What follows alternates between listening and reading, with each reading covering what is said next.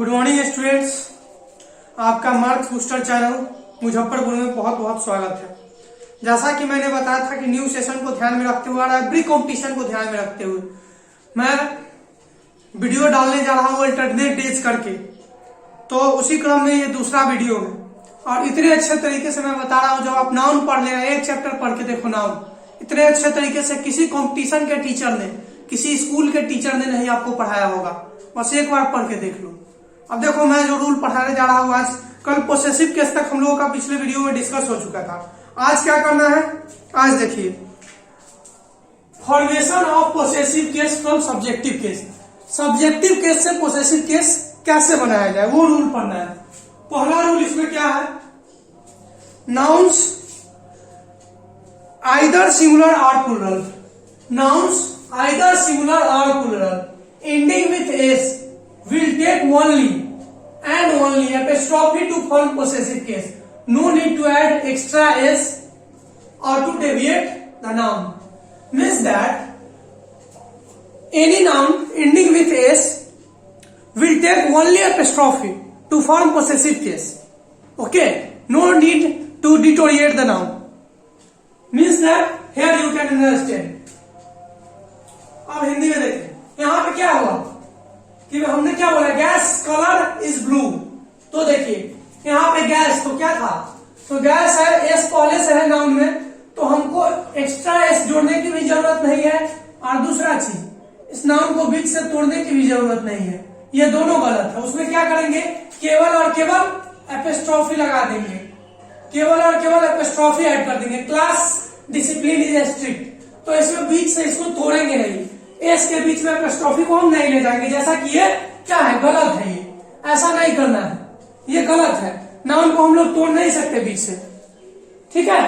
तो पहला रूल ये कहता है। अब देखिए दूसरा रूल, दूसरा रूल समझते हैं क्या कहता है।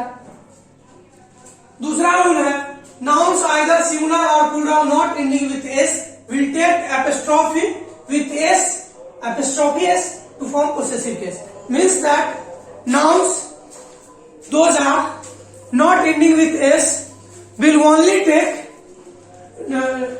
not ending with s will take apostrophe together with s to form possessive case. अब हिंदी में समझते हैं, ऐसा नाउन जो s के साथ एंड नहीं करता है, वो नाउन क्या करता है, वो नाउन s के साथ साथ क्या उसमें एपिस्ट्रॉफी भी लगाना जरूरी होता है। जैसे यहाँ पे एग्जांपल से समझिए, चिल्ड्रेन, यहाँ पे एन था तो एपिस्ट्रॉफी एस करके बनाया है पोसेसिव केस। चिल्ड्रेन्स एपिस्ट्रॉफी के साथ साथ एस भी लगा है, ड्रेस और डर्टी। अब देखिए बॉयज, तो यहाँ पे क्या था, बॉय, मान लीजिए बॉय था तो एपिस्ट्रॉफी एस लगा के पोसेसिव केस बना दिए।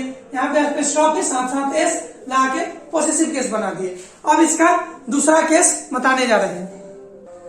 तो देखिए अगला केस क्या है, possessive case is also formed by means of preposition F, but इसमें कुछ शर्तें लागू होती है। पोसेसिव केस जो है वो प्रीपोजिशन ऑफ की मदद से भी बनाया जा सकता है, लेकिन इसमें कुछ 3 नियम है। तो पढ़िए इसके अंदर 3 नियम क्या है। व्हेन बोथ नाउन, आपको बताए थे ना कि पोसेसिव केस तभी बनता है जब किसी का किसी पे अधिकार हो। When one some possesses his right on other, then only possessive case can be formed. I will tell you in the previous classes, so concentrate. Let's come to the first law. When both noun, owner and article are non-living, possessive case must be formed by means of preposition of. When both the noun, owner and article are non-living, then preposition of must be used in the formation of possessive case. You can see here the example. Pages of book. Here pages and book both are noun, but both are non-living. Let comes in Hindi, Hindi में समझिए हिंदी वाले लोग, जब दोनों noun क्या हो, honour और article, जिसका जिस पे अधिकार हो और जो सामान हो, दोनों अगर नॉन लिविंग हो तो हम क्या करते हैं, तो हम क्या करते हैं, ऑफ, प्रीपोजिशन ऑफ का इस्तेमाल करते हैं पोसेसिव केस बनाने के लिए। जैसे यहाँ एग्जांपल देखिए, पेजेस ऑफ बुक, पेजेस भी नॉन लिविंग है, बुक भी नॉन लिविंग है। Pieces of ice, pieces of ice, यहाँ पे पीसेज भी नॉन लिविंग है, आइस भी नॉन लिविंग है, ठीक है। Let's come on second rule. When both noun, owner and article are living being, then possessive case must be formed by means of apostrophe oblique apostrophe s. Here comes when both the noun, article and owner are living, then possessive case must be formed with apostrophe oblique apostrophe s. Here you can see Mohan's dog. Mohan and dog both are noun. Mohan is owner, dog is article. Mohan's possesses his right on dog, and both are noun and both are living. So here we apply apostrophe s. Hindi में समझिए, जब honour है article यानी जो अधिकार रखता हो सो और जिस पर उसका अधिकार हो, दोनों अगर लिविंग हो तो क्या चीज एपोस्ट्रोफी एस की मदद से हम लोग क्या करते हैं, पोसेसिव केस बनाते हैं। जहां यहाँ पे देखिए मोहन और डॉग, मोहन और डॉग में क्या है, मोहन भी लिविंग है, डॉग भी लिविंग है। मोहन क्या ऑनर है, डॉग आर्टिकल है, तो यहाँ पे क्या कर दिए, पोसेसिव केस बनाने के लिए एपोस्ट्रोफी एस लगा दिए। सीताज ब्रदर इज नॉटी, और देखिए यहाँ पे सीता भी लिविंग है, ब्रदर भी लिविंग है, तो यहाँ पे एपोस्ट्रोफी एस लगा दिए। ठीक है, come on to third point. Are you clear और not? If you are not clear, then you can concern with my Facebook ID or comment in the comment section. When one living and another non-living, then possessive case can be formed by either method.